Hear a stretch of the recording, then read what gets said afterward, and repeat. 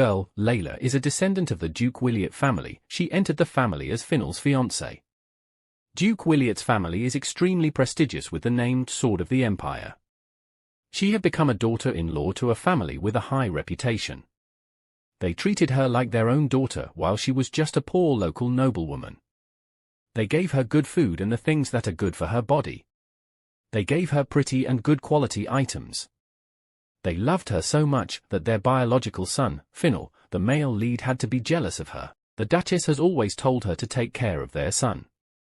That the Duke's family is counting on her. For our girl, they had truly loved her with their sincere heart. She had to learn many things from the Duchess, and during that time the male lead began to take swordsmanship seriously. So even though they were engaged, they didn't have many opportunities to meet and talk to each other. However, their relationship was not so bad. She walks past where he was practicing. She sees him resting.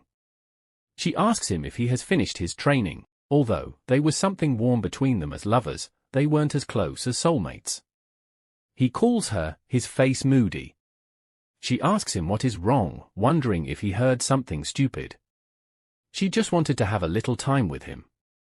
He is feeling insecure. He asks her if he isn't good enough. She tells him that there's no such thing, that his appearance, taste and strength are exactly the same as the Duke. Between them was a relationship in that they could freely joke and tease each other. She was very happy with life in Duke Williot's family. Life was like playing with her, then suddenly, unhappiness finds her. It's late at night and it's raining too hard. Our girl observes it and comments that they should go help the people of the territory. Her maid tells her that they are already prepared. She tells our girl that she would become a very great duchess. Our girl asks her if she really thinks so. She says yes, that everyone else thinks the same. Suddenly, a maid rushes in and tells her a bad news. Something has happened. The carriage of the Duke and Duchess had accident because of the rain. At that moment, the male lead walks to her sorrowfully. She expresses her fear that they'd be deaf. He consoles her, telling her not to think too much, that their parents would be okay, that they won't die just like that. She agrees with him. She prayed that they would return to the house. She was expecting to be called beloved daughter, but she never heard that. God didn't answer her prayer. The immature male lead lost his parents. He inherited his father's title. He was depressed and just locked himself in the practice place. Our girl, as a small duchess, had to handle all the affairs in and out the Duke's house. In memory of the deceased Duke and Duchess, she and the male lead decided to postpone their marriage. Then one day the Empress suddenly announced the conquest of the mainland, and so the male lead was sent to battle. 6 years later, our girl is seen in her room being dressed by her maid. Her maid tells her that she would look beautiful. Our is tensed up. It's been 6 years since she met the male lead. The war have ended and he is coming back. After a while, the maid asks her to check herself in the mirror. She comments that our girl is really beautiful, that she looks like an angel. Our girl blushes and tells her to stop. She is shy. Our girl looks at herself, soft dress, beautiful makeup. It's really been a long time and she feels a bit unfamiliar. During the time the male lead was in battle, a lot of things had happened. Crop failure, diseases, but luckily everyone is safe. She is happy that he is coming back. She wonders the kind of man he is after 6 years. The maid gives her approval to go out and she leaves the room. As she walks outside the house, she asks if the whole preparation to celebrate the male lead is done, and they say yes. She steps out, waiting patiently. It is rumored that he is close to the gate. She's thinking about him. He would return with fluttering and passionate love. He comes back to marry her. That's right, if the male lead returns, he would marry her. Her thoughts is cut short by what she sees. She can't believe it. The male lead had returned from the war, with a strange girl in his arms. Her fiancé, who has just returned from the war after 6 years, is holding another woman in his arms. She still can't believe it. The woman has shiny blonde hair, slender and voluptuous figure. Her skin is so soft and her belly looks a little inflated. Could it be that she is pregnant? No, she can't think about that. But the maids behind her also notices that the lady's belly is a little big. they also think the same thing. The whispers continues. They wonder why their master would bring home a pregnant lady. They wonder if she is carrying his child. But our girl is still here. As the whispers continues, Misha, the head maid, can't take it anymore and she tells everyone to keep quiet. Walking closer to our girl, she tries to calm her down, assuring her that the male lead cannot do that kind of thing to her, that there must be some misunderstanding. Our girl is deep in thoughts, she wonders if it is truly a misunderstanding. But if it's true that the lady is pregnant for the male lead, she wonders what she would do. Will she have to rip her hair off and curse her like the other women? Or will she feign ignorance and turn away like a virtuous lady despite feeling resentful on the inside? Does she even have the right to do so? She is not the male lead's real wife, she is just his fiancé. And she's Liela Thebessa, not Layla Williot. She's not a duchess yet, she's just an outsider. The male lead reaches them and climbs down from his horse. He comments that they have grown more reserved within the 6 years. He looks at our girl and asks her if she has forgotten how to speak while he was away. She smiles and tells him no, that she is just a little bit surprised. Trying to bring the woman down from the horse, he asks her why she is surprised. She doesn't understand. Is he asking because he is truly oblivious, or is he testing her? If it's not that, then the child that lady is carrying might not be his.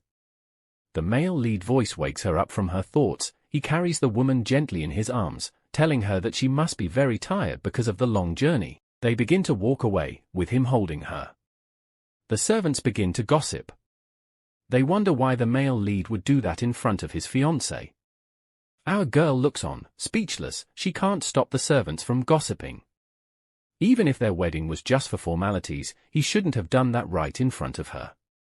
The male lead stops a little distance ahead. He wants the girl, Sisley, to go to a room and rest because she looks tired from the journey. He calls Misha to lead her to a room. He asks Sisley what kind of room she likes and she replies that she wants a room with a lot of sunshine. He tells Misha to take her to the last room in the east corridor. Our girl is surprised. That room is the Duchess's room. He can't bring someone else into the former Duchess's room. She tells him that the room is the Duchess's room. He asks her if there is any issue with that. She tries to explain what it means, maybe he has forgotten. She tells him that no one can use that room, it can only be used by the Duchess. He tells her that his father used it, and she also used it. She replies that the Great Duke is the owner, and she only used it to work, she didn't sleep there. He tells her that the room has the best lighting. She still doesn't accept. She replies that there are other rooms with lighting too. She's about to go further but he cuts her short. He tells her that he doesn't think he needs to hear such complaint just because he wants to use a room that no one else is using. He reminds her that it's the owner of the mansion that sets the rules. He turns to the maid and tells her to take some other maids with her so that they'd guide his guest and make sure nothing inconvenience her. The lady walks away with the maids flanking her. The male lead turns to our girl and asks her if she is angry. She replies that she isn't. He says okay. He walks away with Sisley. Our girl watches them sadly. The male lead returned after 6 years on the battlefield, let a strange girl into the Duchess's room. The maid behind her asks her if she is okay. She says she is fine. Within her, she knows that even if she said she isn't okay, nothing is going to change. She prepared very hard to welcome him back, but he brought another girl here. Although she wants to ignore everything and go back to her room, she tells the maid that they should go inside. She had to prepare dinner. She also tells her to keep an eye on the girl, that if she sees anything strange, she should report to her immediately. Because of her position, it is impossible to ignore it. Later that night, our girl is in the office, looking at letters and other matters that she has been attending to. She took the seal and worked for the Duke of Williot's house for 9 years. Because she went to welcome the male lead, she could check the books today.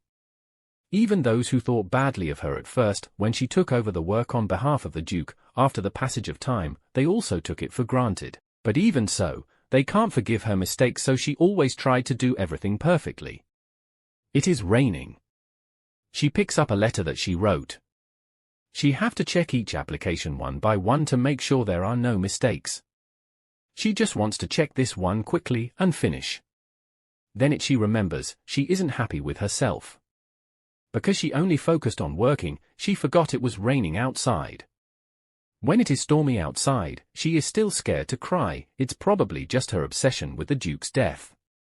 She wonders if the male lead remembers that. No, he must have forgotten about all her loneliness and fear. That is why he put the other girl in the Duke's room, then asks her if she is angry. After a while, she steps out of the office. Misha tells her that it is time for dinner. She looks so tired. She comments that she was too focused on her work, saying that she is supposed to have dinner with the male lead because this is the first day he returned from war. That is right, it is family's manner, even if looking at his face while eating rice is hard to swallow. The maid comments that even if the male lead stayed before he returned, this time, he did bad. Our girl looks at her. She is a child that makes people feel like she is a lovely sister. Her maidservant has always been Misha. As they walk to the dining table, she can see the guards quarreling. Since the return of the male lead, the mansion has gone from quiet to bustling.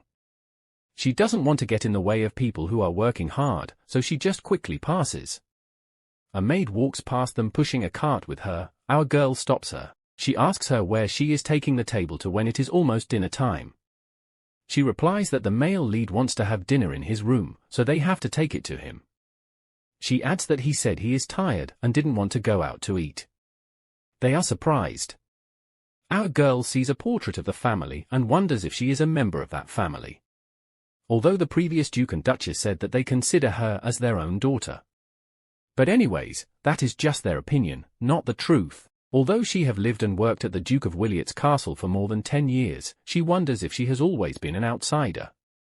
She feels since she isn't the same family as him, it is impossible to tell the male lead that they ought to have a proper meal together. Even though everyone below wants her to be treated fairly, they also know, however, no matter what. She looks at the food. She notices that it is too much for just the Duke. The maid tells her that the male lead wants to have dinner with the guest who came today. Our girl isn't happy. As she sits at her desk, Baron Wizard walks up to her, looking a little rushed. He tells her there's an urgent document that needs to be processed right away. He knows it requires the Duke's attention, but he insists that she can handle it. She listens for a moment, then calmly tells him that from now on, anything related to the Duke's business should go straight to the male lead. She makes it clear she's not the one to deal with it anymore. Our girl is in her room, soaking in the bathtub, lost in thought. Warm water surrounds her, but her mind is elsewhere. What is she supposed to do now? She lets out a sigh, her eyes drifting to the ceiling as memories from just a few hours ago play in her head. Baron Wizard had barged into her office, a stack of documents in hand. He looked serious, saying they needed to be handled immediately. She picked them up, flipping through them, but the more she read, the more irritated she felt. Why was she still dealing with this? The male lead wasn't absent. Right now, he was probably out somewhere, laughing, eating, and drinking with that girl. Meanwhile, she was stuck with this? Frustration bubbled up inside her. Without a second thought, she tossed the documents back at Baron Wizard, telling him that if it's urgent, then take it to the male lead. From now on, this wasn't her responsibility. The Duke was back, and she had no reason to keep doing his job. Baron Wizard walks down the long hallway, holding a stack of documents in his hands. Even though he has worked in Duke Wiliot's household for 30 years, today feels different. For the first time, he finds himself completely bewildered. The Duchess had told him to take the documents to the male lead. Just like that. No explanation. And now, as he walks, he can't help but wonder, will the male lead even understand all of this? Reaching his destination, he steps inside and hands the documents over. The male lead takes one look at them, then raises an eyebrow. Why is this being brought to him? Isn't this supposed to be handled by our girl? His voice is calm, but there's a hint of confusion. Baron Wizard hesitates for a moment before answering. Up until now, our girl had been handling everything on his behalf since he was absent. The male lead listens, then leans back slightly, crossing his arms. But she also did the work when he wasn't absent. That's the part that doesn't make sense. Baron Wizard knows exactly what the male lead is talking about. In his mind, he thinks back to that time when the male lead had locked himself away in the training grounds, drowning in guilt over his parents' death. He wasn't physically absent, but he had shut himself off from everything. And it was our girl who made the decision to step in, taking care of things while he avoided the world. And now? She had told Baron Wizard to bring it to him. No hesitation, no room for argument. Something had definitely changed. The male lead leans back, thinking to himself. Maybe our girl just hasn't seen him in a while and wants an excuse to grumble at him. That sounds like something she would do. Before he can dwell on it any longer, a voice calls out from behind. It's Sisley. He turns to see her standing there, looking impatient. He asks her what's wrong. She lets out a small sigh and pouts. She's bored. Does he still have a lot left to discuss? He shakes his head, telling her to go sit down. She's pregnant, she shouldn't be stressing herself over little things. She should rest. Turning back to Baron Wizard, he gives a simple order to take the documents back to our girl. He feels she was just upset earlier, but she'll handle them. Baron Wizard hesitates. He tells him that the documents need to be finished today. There's no time to go back and forth. The male lead doesn't waver. He gives Baron a firm look and orders him to do as he said. No more discussion. He turns the key in the lock, ignoring the man's protests from the other side of the door. The sound of the lock clicking into place is final. There's no room for argument. Inside the room, Sisley watches him, her expression curious. After a moment, she tilts her head and asks if his fiancée's name is Layla. Without hesitation, he nods. Yes. She hums in response, a small smile playing on her lips. They must be really close, then. The way they talk, just using each other's names without any honorifics, it's casual, familiar. That kind of closeness doesn't go unnoticed. He shrugs, unfazed. They've been together since they were kids. It's natural. But Sisley isn't convinced. She crosses her arms and shakes her head. Even so, it's still not proper. Layla isn't just anyone, she's the only daughter of an earl. No matter how long they've known each other, speaking so informally could be seen as disrespectful. She continues, her voice calm but firm. Even if Layla is his fiancée, the nobles won't ignore something like that. They'll find reasons to object. And more than that, our girl should be the one adjusting. She should be the one using honorifics with him. If she doesn't, it won't just affect her, it could make others look down on him, too. All because of her.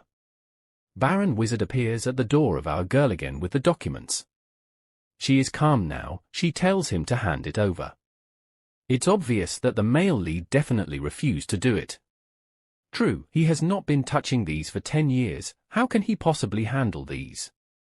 However, she cannot do it for him forever, as she is not the one related to the Duke's family. She needs to talk to the male lead about this. She wonders if she should mention the thing about the new girl. The Baron is behind her, watching as she attends to the documents. She coughs and he asks her if she is okay. She smiles and says that she is okay. She hands the document back to him, telling him that she have fixed the unsuitable parts, so he just need to change a little details and it would be ready to be executed. He collects it gratefully and apologizes for bothering her so late at night. She tells him that there is no problem, that he also needs to rest too. He agrees with her, bids her good night and leave immediately. After he leaves, she sits on the bed, still feeling weak. Her body is exhausted, but her mind refuses to rest. Suddenly, a loud clap of thunder shakes the room. Her whole body tenses as she instinctively clutches her head. Fear creeps in, but she takes a deep breath, trying to push it away. It's just thunder. Nothing to be afraid of. She repeats the words in her mind, forcing herself to believe them. Lying down, she cuddles her pillow, trying to steady her breathing. Everything will be fine. It's just a storm. It'll pass. But deep down, she knows moments like these are always easier when Misha is around. Misha has always been there, always stayed by her side during nights like this. She remembers the comforting presence, the warmth of someone who never left her alone. But tonight, she's on her own. The thunder rumbles again, louder this time, shaking the windows.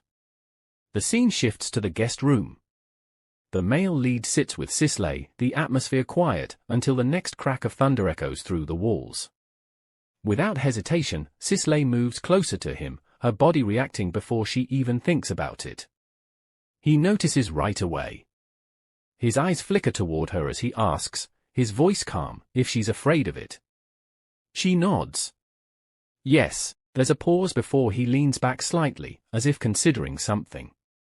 Then, with an air of finality, he tells her there's no other choice, he'll have to stay with her tonight.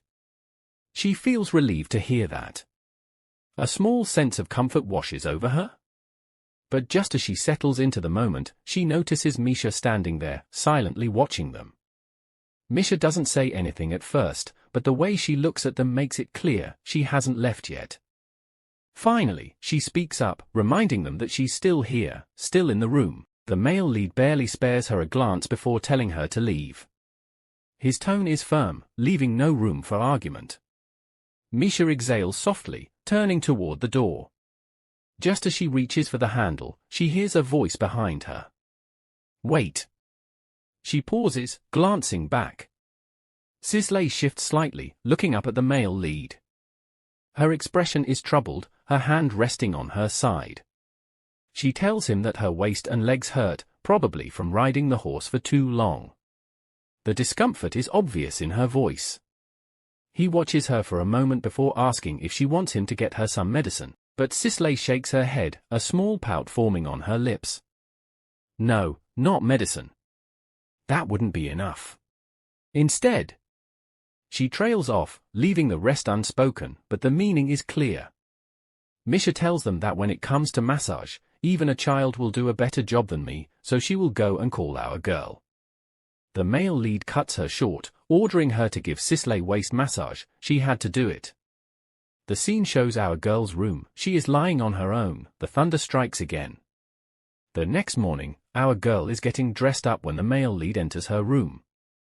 She is surprised. He is holding a document. He tells her that there is something urgent. He tells her that with him is an invitation to join the celebration of the new emperor's enthronement that is coming up in a month's time. She feels that the time is too close. It takes 4 days to travel to the capital from here. She have to prepare her clothes in the remaining 3 weeks. She have to contact the tailor to make the dress, shoes, and accessories too. She asks him how long he intends to stay in the capital, adding that if he wants to prepare for this party, he would have to start right away to make it in time. That they have to prepare the carriage and the gifts too. He calls her by her name and tells her that she has to use honorifics with him from now on. She is surprised. He tells her that from now on he will regularly attend the parties of the upper class, but if she keeps talking to him like that people would laugh at him. He asks her if she wants to embarrass him in front of others. She is shocked. He has never complained about that before, so why is he saying this now? Is it because the new girl is telling him to do that? She keeps her cool and tells him that she understands, that she would start calling him Duke in public. He is happy with that. She tells him that he also shouldn't call her by her name in front of others also. She tells him to address her as Lady Thebessa. He agrees. He also tells her that he will call an exclusive designer to make her dress for the party, that it is only reasonable to go to the palace like that. He tells her that he would make a new dress for her. Our girl asks him what he said. He tells her that he will take Sisley with him and look around the capital as well. That she would be bored if she is left all alone in the mansion. She tells him to do what he likes. He tells her that he hopes Sisley clothes fits our girl. Saying that Sisley is their guest, so she should give in to her. She asks him if he still thinks of her as the owner of the mansion. He replies yes, that she is the one that he got married to. He asks her who would be his wife other than her. She asks him why he is saying that she should give in to Sisley, someone that is carrying his child. He asks her if she is angry because of that. He tells her that it is because of his impulsivity that Sisley got pregnant that night, and it isn't right to abandon his child. He tells her that after the baby is born, she will kick Sisley out of the mansion. He tells her that she is his one and only wife. Our girl thinks about it what he just said, kicks Sisley out of the mansion. In other words, her child will still be recorded in the family tree. She gets it now, her father Count Thebessa also said the same things. And that is how he became a lady in the Thebessa family. She tells him that she understands. She tells him that if he really consider her as someone he will marry, he shouldn't ever tell her to give in or take care of her. Later that day, the servants are talking about what is happening in the mansion. One of them comment that our girl has been acting weird lately. They also notice that the relationship between the male lead and our girl is getting more distant.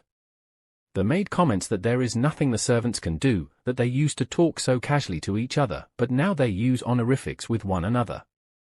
Our girl can be seen walking in the garden, she sees the servants are gossiping and she could hear them. They wonder if the cold relationship between the male lead and our girl is because of the new girl. Rumors spread around that the girl is carrying the male lead's child. They wonder what would happen if the girl gives birth to a boy. They think the new girl would be made Duchess and our girl would be kicked out. She gets to them and they see her, they begin to make excuses.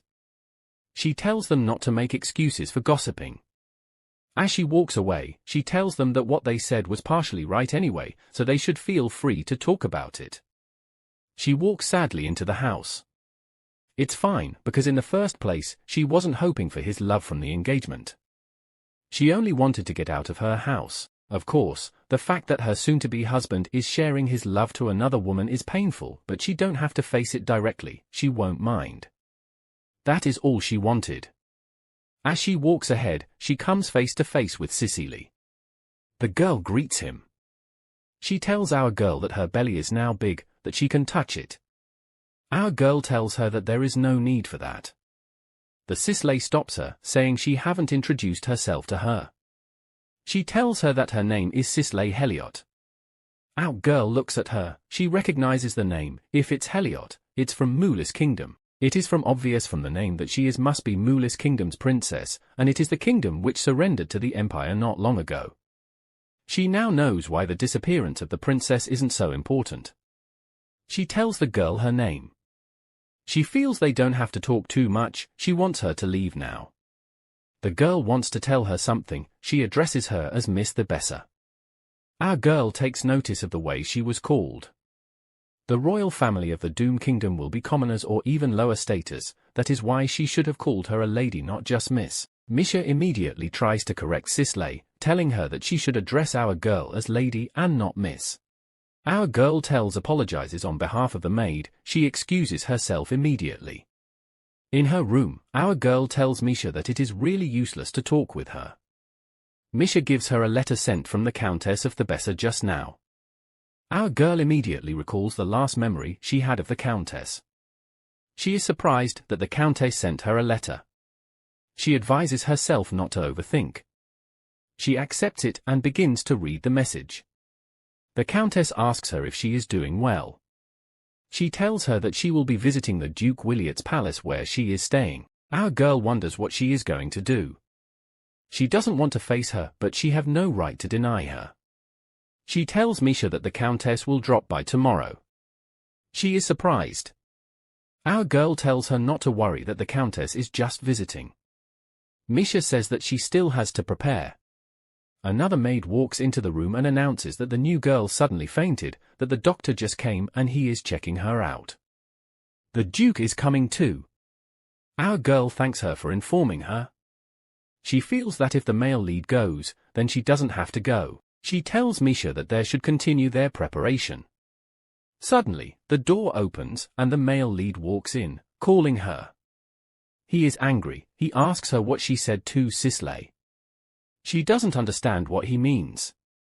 He tells her that she shouldn't act as if there is nothing happening between Cecily and her.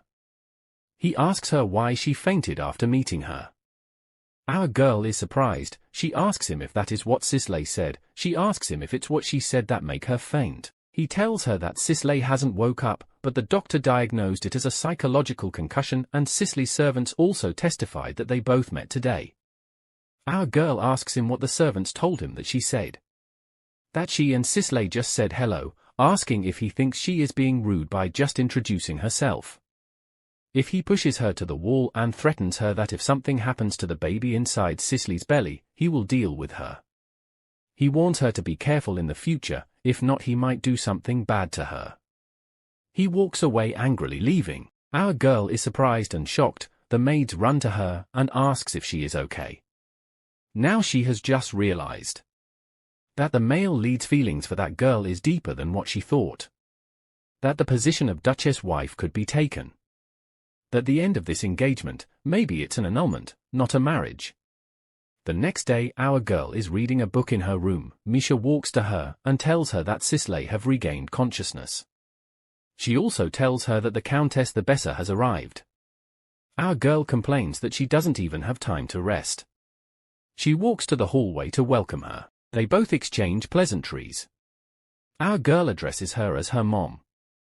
Her mother tells her that they should leave the hall and go to the living room, that she wants to talk to her about something.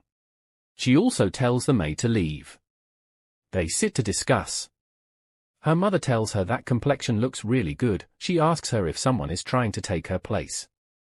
Our girl tells her that she doesn't feel like having a long conversation, so she should go straight to the point. Her mother comments that she is still insolent as before. She replies asking her mother if she wants to have a long talk with her. She tells her if she wouldn't, then they should talk briefly, because she isn't feeling too good. Her mother angrily stands up and asks her why she is acting like a real duchess in front of her when she is supposed to act that way to other people and she couldn't. She continues, telling her not to forget that she is still Layla the Besser. Our girl is pained. She asks her if that's what she came here to say. She wonders if her mom came here to ridicule her for not even being the duchess. Her mom tells her that she heard a very interesting story. That the mistress of the male lead is in the mansion. That she also heard that the mistress is a princess of the defeated kingdom. Our replies that someone has informed her of matters that are not even important. Her mother immediately tells her that that is not even important, that the problem is that the mistress got pregnant before her. She reminds her of when she was telling her to get married immediately the previous duke and duchess died, but she refused. She drops a red bottle on the table. Our girl asks her what it is. She tells her that, and she replies that it is a drug that makes pregnancy easier. She brings another bottle with a blue color and drops it beside the other one, saying that this one is a drug to erase the child. She continues, saying that rumor has it that just one drop of it is enough to cause miscarriage. Our girl angrily stands up and wants to get away. She tells her mother to go home if she's going to say such strange things. Her mother shouts at her to calm down. She asks her how her life would be if the mistress gives birth to a child. She tells her that her marriage would be cancelled, that even if she is lucky enough to be the duchess, it would just be in name. Continuing, she tells her that she is too old to get married and what would she do if the marriage is cancelled. She asks her if she has any intention of getting back home. Holding her hand, she tells her that she is saying these things because she is worried about her. Our girl removes her hand immediately and tells her that she will pretend as if she didn't hear anything. She asks her to leave. Her mother stands up and informs her that she will leave the drugs with her, saying that if she wants to keep her position, then she will have to make a suggestion. In our girl's room, she is thinking about what she just heard. She hates Cicely, but that doesn't mean she wants to kiss the baby. The child is innocent. She feels it's the male lead's fault to have made the baby, but if she gives birth to the baby she will be. She turns and looks at the drugs in the drawer. There's a knock on the door and Misha requests to come in. The request is granted. She enters the room and informs her that the seamstress from the garment department is seeking her presence. Our girl comments that at last the seamstress is here. She tells the maid that she has to prepare quickly since she has to get to the capital in 2 days. She asks the maid about the jeweler and the shoemaker. The maid replies that they have received the message and would come today. Our girl tells her that she needs to put on clothes and accessories together, so they should be told to come quickly. Checking herself out in the mirror, she thinks within herself that she has to solve the immediate problems first. She asks the maid if the seamstress is in the living room now, and she says yes. She tells her to go and call the male lead to come outside to the living room. The maid tells her that the male lead is already in the living room. Our girl is surprised. She asks why. The maid tells her that the male lead wanted to show Miss Cicely how to welcome guests, so they're there together. Our girl is surprised that the male lead let that woman greet the guest. Meeting and greeting guests are jobs for the lady owner of this mansion. That is not something a normal mistress can do. Sisley can be seen greeting and welcoming the tailor at the living room. Our girl isn't happy. How could that be? She haven't really been the lady owner of this mansion. She just acted as if she was the owner with the male lead's permission. She feels she and Sisley have no difference. Misha walks to her and asks her if she okay. She asks her if she should kick the mistress out of the house. Our girl replies that she is fine, that if the male lead have decided to let her greet the guests, then they have to accept. She feels if she kicks the mistress out, she will just be a clown. Even so, she still needs to go. She walks to the living room to meet everyone. She greets the male lead who announces her presence to the tailor. The tailor prostrates and greets her. She tells him that she has received his letter, asking him where he put the finished dress. The tailor tells her that Sisley is checking it out. Sisley calls on our girl to come check her out. Our girl can't believe her eyes when she sees what the mistress is wearing. She quickly asks her what she is wearing. It is a green dress. Her mind flashes back to when she was gifted that dress by the male lead's mother. His mother had told her that the dress is for pregnant ladies and would love to see her wearing it. She adds that she is giving her the dress because she wants her to be pretty in it. Patting her head, his mother had told her that she wants to see her in that dress nursing her child. She had thanked the Duchess with all her heart. Back to present, our girl screams at her, asking her who gave her the permission to wear the dress the previous Duchess gave to her. The male lead tells her that he is the one that gave her the permission, so she should stop yelling at her. Our girl turns and asks him why he took her clothes without her permission. He tells her that she acting way too sensitive, that it is just an outfit. He adds that she doesn't even need this type of clothes because it is for pregnant women, that it is better to give it to someone in need than throwing it away in one place. She asks him if she threw it away, adding that she was afraid that it would be defected, so she kept it carefully in the deepest place in her closet. She asks him how he was able to find the dress in such a secret place like that, adding that there is no way he could have entered there and taken it. She asks him if the mistress went into her private room without her permission. The male lead tells her that the mistress has to greet the guests, but she has no clothes to wear. That if she had ordered a dress for her, then it wouldn't have happened. Our girl asks him if he is trying to put all the blame on her. Sisley begins to apologize. She tells them not to fight because of her, adding that this wouldn't have happened if she had brought her clothes with her. She begins to shed tears, apologizing. The male lead tells her that she doesn't have to say sorry, that she did nothing wrong. She tells him that she is always causing problems. He replies that it is not true. He turns and shouts to the servants to bring hot tea and some towels. Our girl looks on, thinking that stranger pregnant mistress is in the mansion. Our girl decides to be careful of her, because maybe she can threaten her position. Many times she thinks she is the stranger here. She tells her maid that they should go back to the room. Outside in the garden, the maid are talking about the mistress and our girl. They wonder what would happen to our girl, whether the marriage would be broken. Another replies that it's not going to happen, that the nobility always differentiate the main wife from the subordinate one. Our girl walks past them and knows they're gossiping. Her maid isn't happy.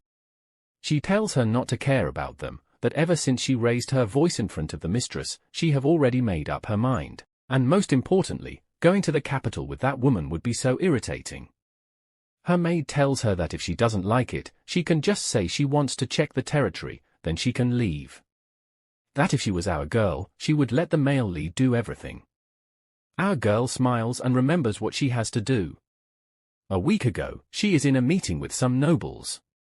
One of them suggests that she should hand over the work to the male lead, that he is back already and it is not really fine for her to keep doing his work. She agrees with them, saying that she will have to go to the capital in a week's time and from there, she would hand over to him.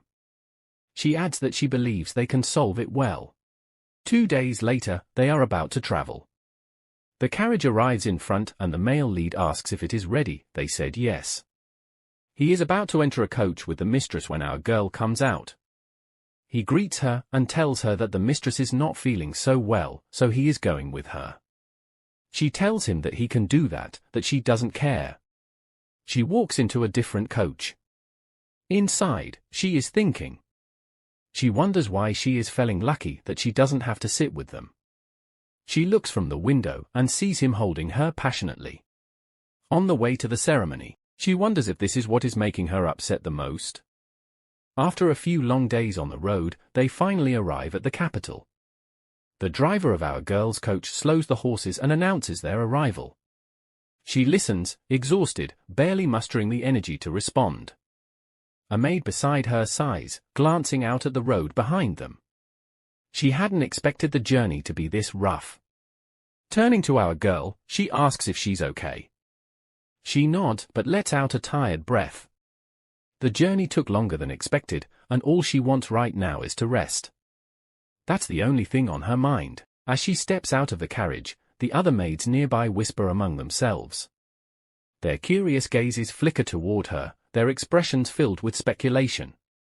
Why is she alone? It's unusual. They murmur among themselves, wondering if something happened between her and the male lead. One of them suddenly points in the distance. The male lead is stepping down from another carriage, with the mistress. The whispers grow louder.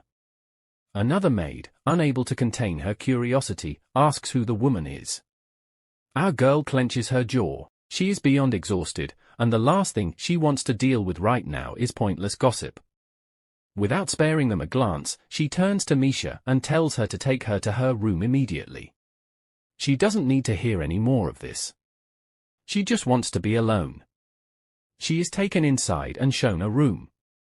Assessing the room, she comments that it often rains at the capital, so she wants another room without a window. The maid is surprised. She tells our girl that kind of place is used only by servants. She replies that it is fine to be a little less classy. She asks her to take her to a room with smaller window. The maid takes her to another room. The room's window is smaller, but it is at the end of the corridor, so it is a little dark. Opening the room, the maid asks her if the size is okay with her. She says yes, that it is perfect. The maid informs her that she will tell a porter to bring her bags her. At that moment, someone calls her name. It's the male lead. He tells her that she already knows that the room isn't a lady's room. He is standing with the mistress. Our girl tells him that she prefers the room, that is why she requested for a change. She asks if there is any problem with that. He asks her if she changed because the mistress' room is right next to hers. Our girl doesn't understand. The mistress interjects. She first asks the male lead not to be furious with her, then she tells our girl that she will share a room with the male lead. She adds that she would be nervous if she were to stay alone in an unfamiliar place like that, saying that she likes being with him. The male lead says it is okay for them to stay together. They hug each other in front of our girl. She is so pained, Misha notices it and brings it to her attention. Our girl tells her that they need to get out of there immediately. Our girl and her maid are taking a walk around the capital. Her maid asks her how she feels now after the walk. She replies that she is better now. She is all smiles. Misha tells her that she has not seen her smile like this in a very long time. That in recent days her expression is always solemn and it makes her nervous. Our girl was considering annulment. But how is she expected to cope with that Count father if she calls off her engagement with the male lead? That house, too, did not welcome her. She can't take this out-of-hand marriage any longer. A sound ahead of them wakes her up from her bed of thoughts. She looks up and sees a man carrying a young girl, and her small sister is on the floor begging. Immediately she screams at the man to stop. She asks him what gave him the audacity to make such a bad deed in broad daylight. The man comments that our girl looks like a person from a noble family. He tells her not to meddle in someone else's business. Our girl tells him that she would have let it go if she didn't see it, but now she can't watch with her arms crossed since she have seen him treat those children like that. He orders him to explain what is going on. He tells her that she is collecting money. That the kid borrowed money from him 6 months ago and is yet to repay it, adding that if they don't have any money, then they would have to labor to pay it. The younger sibling on the floor screams at him, saying that her sister borrowed only 30 gold, but he is now asking for 500 gold. Our girl is surprised. She tells him that according to the imperial legislation, the highest loan interest rate in business is only 30%. He replies that he doesn't need to know about that everyone lends like that here. Our girl tells her maid to go and call the officers in the courtroom. The man is angry that she has intervened. He tells her that if she dared to travel alone like that, she should know better than to meddle in other people's business. He draws a sword and is about to cut our girl. She sees it coming but is too shocked to move an inch. Then suddenly, another sword prevents the blow and drags her away. It's a man with blue hair. He holds her safely in his arms. The man asks her if she is okay. The attacker immediately runs to him and they begin to fight. The man with the blue hair beats him up and he runs away. The maid is happy. Our girl looks at her savior. He has shiny blue hair and sharp eyes, white skin and expensive clothes. She doesn't think he is an ordinary person. She wonders who he is that she didn't know. He is of her age, and she knows virtually every noble person of her age. He tells her that she is reckless. She replies that she doesn't know what he means. He tells her that if he didn't save, something terrible would have happened to her. She asks him why he is so conclusive. He wonders if she is trying to say that he is wrong. She immediately tilts her fan closer to his neck and a blade comes out. She tells him that even if he didn't show up, she would have protected herself. The man is surprised by her move and weapon. He discovers that he was wrong and biased, so he apologizes. She tells him that she doesn't want his apology, but instead she is grateful to him for saving her life, adding that he apologized to her and saved her too. He tells her that it was nothing. He commends her fan, saying it is awesome, adding that this is his first time seeing such a useful fan. He asks her where he can buy it. She tells him that she made it herself. When the former duke passed away, there was no one to protect her in the mansion. When the male lead left for war, the attack was more severe because of the assassins. She tells him that she knows that it is not good to take it with her, but she has no choice. He smiles and tells her that she is so great, that it is amazing that she can make a weapon to protect herself. She looks at him, wondering if she is really great and amazing. This is something that the male lead has never said to her. She stops her thoughts immediately. It is not right to compare her fiancé to another man. She tells him that she is leaving now. She tells her maid to wrap her shawl and follow her, that she has to go find the guard. The man asks her if she is going to report the man to the guard. She says yes, that the man is requesting a 60% interest. He will be fined at least 1,000 gold. They greet each other in the name of the empire, and she leaves. As they walk away, Misha thinks the man is so handsome and really nice. He shines so brightly. She asks our girl if she will shine like that if she becomes a duchess. This question plunges our girl into another series of thoughts. Just a while ago, she thought it would be the duchess. Now she wonders if she can become the duchess. Her maid tells her that they have arrived the place. They enter the office and meet an elderly man. Without looking, he asks them what they're doing here. Our girl explains to him that she just witnessed an unfortunate incident on the street and would like to report it. He drops a plain sheet on the desk and tells her to fill her report there and leave. She asks him if he isn't going to strengthen the patrol, that she saw a man assaulting a woman a few minutes ago. He is getting impatient and tells her that they are short of manpower, that she should just fill out the report first. The maid who is standing behind asks him if he knows who he is talking to.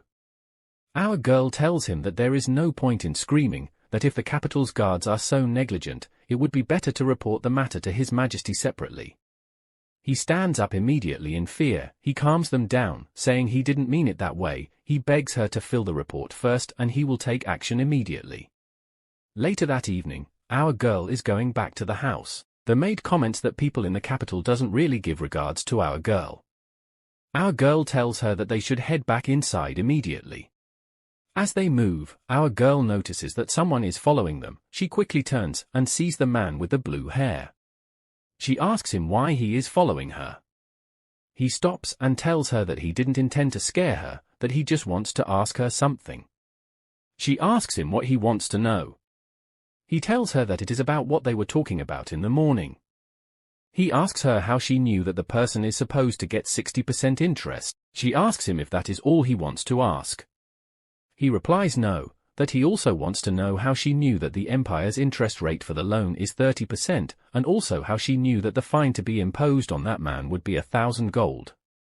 She smiles and tells him that she guesses it is so strange for a young lady like her to know these things well.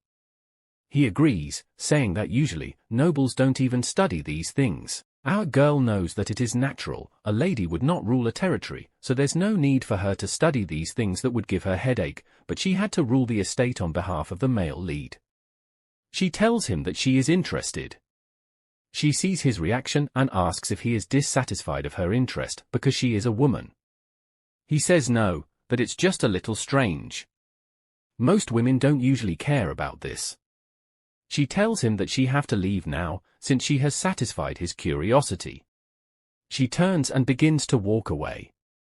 He also bids her goodbye, calling her full name. She is shocked, she wonders how he knew her name. She turns quickly but couldn't see him again. Later in her room, she is still thinking about what transpired. She feels he say her name on the crest that's in the fan. Misha tells her that she was quite famous in high society also, so it's natural for him to know her name. She asks the maid if she knows the family the man is from. She says no, asking if they should find out. Our girl refuses, saying there's no need. She feels he is more than a count's family member, so she would surely see him at the emperor's coronation party. The next morning, our girl is her room when the male lead comes to look for her.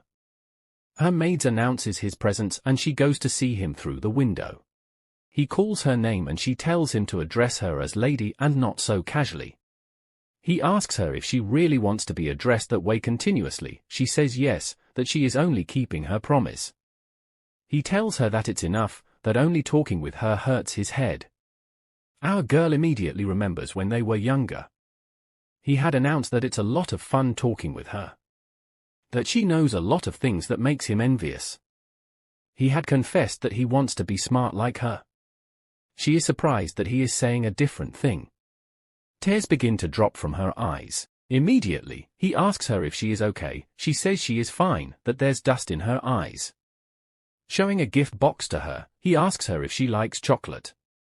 Adding that he didn't know when women liked, so he asked the store owner and he recommended it. She asks him if he just got it and brought it for her. He tells her that Sisley wanted to eat a cake. She's shocked. He asks her if there's any issue.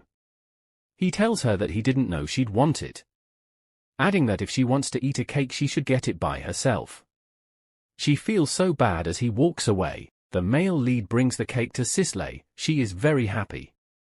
He tells her that she can eat it all. She tells him that it is very delicious. She asks him where he got it from. He tells her that it is another nobleman that told him about the place. She asks if she could eat more and he says yes. He asks her if our girl also got the cake. He didn't answer. He asks her why she wants to know. She tells him that she feels sorry for her, that in their kingdom, there is a custom of sharing good food. She says that our girl is like family now, so she wants to share with her. In our girl's room, a maid carefully sets down a box in front of her. Misha announces that it's a cake, watching for her reaction. She blinks, a little surprised. After everything he said earlier, he still went ahead and bought it. That means it must have been on his mind. He must have been bothered by it more than he let on. She glances at the box. The male lead isn't the type to care about things like this, so why now? As she looks closer, something feels familiar. It's the same box she saw earlier. A realization sinks in, it's probably the same kind of cake Sisley had. A strange feeling settles in her chest. It doesn't sit right with her. It almost feels like she forced herself to accept it, even though she never really wanted it in the first place. Misha notices her hesitation and sighs. She knows our girl doesn't like cake, but on a day like this, she shouldn't refuse it. Hearing that, our girl smiles, pushing aside her doubts. She tells Misha that, actually, she did want to try it. Just a little. With that, she lifts the lid, ready to see what's inside. But the moment she lays eyes on it, she freezes. Her mind takes a second to process what she's looking at. A leftover cake. Not a fresh one, not something bought just for her. Just leftovers. In this scene, we're introduced to our main character, our girl Layla, who sits down while still staring at the cake in her hand. Just when we think she might finally eat it, we hear Misha calling out to her. Then, the Baron turns his attention to her and talks about the food she sent. He mentions that she said the kingdom has a habit of sharing food they've already tasted. In response, she calmly stands up, places the cake back on the table, and tells him to take it away. Without saying much more, she starts walking off, and right behind her is her loyal maid, Misha, following in silence. As she walks away, we get a glimpse into her thoughts. She quietly wonders to herself what she must do for her heart to feel at peace. She brings her hands up to her face and covers it, almost as if trying to block out her emotions. Then, something heavier hits her mind. She thinks to herself, after all this time, what does she even mean to Phillen? It's like we're watching someone lost in a storm of feelings, and it's heartbreaking. She sits down and begins to wonder again what she's supposed to do. Then, a memory sneaks in, one involving Countess Teresa. Now, this woman once tormented her all because she was born to a concubine. But strangely, when she saw Teresa caring for her mother, a different feeling started to grow. It makes her think, maybe that was why the Countess treated her so harshly. Maybe it wasn't just hate, it was something more complicated. Nevertheless, the part that truly weighs her down isn't even the humiliation. It's the fact that, in spite of all of it, she still has to look after Phillen. And that thought is what seems to break her a little more. She walks over and touches one of her dresses, as if drawing strength from something familiar. Then, Misha comes up to her from behind and brings up something unexpected. She gently asks if her lady intends to embroider handkerchiefs. This surprises her, and she repeats the word handkerchiefs, almost like it sounds strange to her ears. Misha goes on to explain that the Emperor's first social devout is coming up. In this tradition, the boys will receive handkerchiefs from the person they admire. It's something noble women are known to carry. At first, our girl seems to forget this custom, but her maid reminds her again, asking if she had truly forgotten. She adds that the Duke had always been on the battlefield and very busy back then, which may be why the tradition faded from her mind. Then, she responds that even if she has time, she doesn't want to do it anymore. Misha agrees, pointing out how much time has passed since she last embroidered anything. Life moved too fast, and somewhere along the way, they stopped keeping up with things like this. And just when we think the scene might end there, our girl starts remembering something important. 6 years ago, she made her very first embroidered handkerchief for Phillen. He was about to go to the battlefield, and she believed that if he took it with him and returned safely, it would mean something special. So she didn't hesitate, she made it for him. Now, as she reflects on that moment, she remembers how he held the handkerchief just out of her reach, making her stretch for it. We get to witness that memory through her eyes, and it stays with us. He asked if the pattern she embroidered was from her family. At that moment, she responded with a little frustration, telling him that if he didn't like it, he didn't have to take it. Phillen had once told her it made no sense for her to give something to him and then take it back. He had tucked it into his jacket, smiled, and told her not to worry. He would return safely. Then, he kissed her hand and asked her to wait for him. Just like that, the memory stays clear in her heart. She touches her dress and tells herself that was a happy memory. No matter how much she hates him, he is still her fiancé. As if that wasn't enough, this is her first time appearing in public as the Emperor's fiancé, so she reminds herself not to make any mistakes. In the next scene, she turns to Misha Hamid and tells her to get ready. She plans to embroider a handkerchief, and without hesitation, Misha agrees. Later on, we see her hard at work.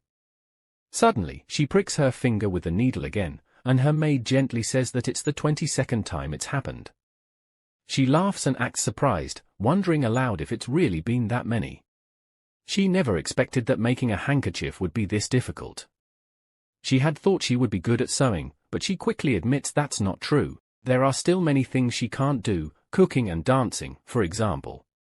Surprised, Misha points out that not knowing how to cook is common, but dancing. She asks if she really doesn't know how to dance. Our girl answers that it's true. The problem is, she can't catch the beat. As soon as she says this, her mind goes back to 6 years ago. It was a time when she was dancing with Phillen. She had the same problem back then. She needed to focus closely on her partner's movement just to keep up. The beat always seemed too hard to catch. Back in the present, Misha says she can't imagine her making that kind of mistake. But our girl admits that even as an adult, she still makes lots of errors. She wishes she had more time, but there's only one day left. She plans to stay up all night just to finish. Morning finally comes, and we see that the handkerchief is done. She looks at it and says it's finished. Her maid takes one look and tells her it's perfect. Our girl gives credit to her, saying that if she did it all by herself, she wouldn't know when it would have been completed. Misha then gently pushes her forward, telling her that she should show it to him quickly. Confused, she asks if now is the right time. But the maid insists, if she doesn't give it to him now, it won't carry any meaning. After all, she worked so hard on it. If he's to feel anything, it has to be now. Looking at the embroidery, she holds it up with a quiet question in her eyes. Misha, always caring, still reminds her that they need to wash her face before she goes. Soon after, we see her holding the embroidery in a box as she walks to his room. When she reaches the door, a wave of memory comes back, the first time she gave him an embroidered handkerchief. It suddenly feels like she's going back in time. He opens the door, and she calls out to him, addressing him formally. He looks at her and asks what brings her there. Slowly, she points the box toward him, ready to give it. But just when we think everything's going smoothly, something surprising happens. Her eyes widen the moment Sisley steps out of the room. In her hand is a handkerchief, and she asks why he left it behind. Our girl sees the handkerchief clearly. She doesn't say a word, but inside her mind, there's only one thought: handkerchief. She notices Sisley holding a handkerchief, and at first, it looks like a normal piece of embroidery. But when she takes a closer look, she realizes it carries the crest of William's family.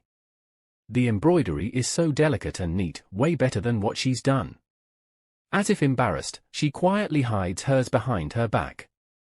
Then, out of nowhere, Sisley breaks the silence. She greets her, calling her Lady Teresa, and our girl responds calmly. Right after that, Sisley starts explaining. She says there's something she wants to ask for understanding. According to her, since the lady couldn't do the embroidery, she took it upon herself to do it instead. And just like that, she adds that it's Phillen's first social event, and she was afraid the Duke would be disgraced without a proper handkerchief. So, she did it in her place. That statement hits Layla hard. In her mind, she starts to wonder what Sisley means by doing it on her behalf. She begins to question who Sisley even thinks she is. But before she can say anything, Sisley notices her expression and asks why she's being looked at like that. Just then, Phillen steps in. He says Sisley worked really hard to make the embroidery, even though she wasn't feeling well. But instead of appreciating it, our girl gives her that kind of look, and then, something changes in our girl. What he says shocks her deeply. She's seen that kind of expression before, confident, like nothing wrong was done. And now, he's showing it again. She speaks up. She says she's not the one being unreasonable, it's Phillen. He folds his arms and questions her in return. So, she keeps going. She makes it clear that even if Sisley is carrying his child, she's still just a mistress. She won't be able to walk proudly beside him in public. She'll always live in the shadows. At that moment, Sisley puts her hand over her mouth and suddenly drops to the ground. But Phillen rushes to catch her before she falls completely. He calls out her name with worry and then turns around with anger burning in his eyes. He calls out our girl's name loudly. But Layla doesn't back down. She says a woman like Sisley has no right to invade her authority as the fiancé, and it's not fair to expect her to be kind in this situation. Phillen, trying to defend the situation, says it wasn't an invasion, it was simply a kind gesture from Sisley's heart. But before he can finish, our girl cuts in again, saying such acts without being asked are usually called useless. And just when we think things can't get any more intense, Phillen's anger reaches a boiling point. He calls out her full title, Lady Teresa, clearly furious.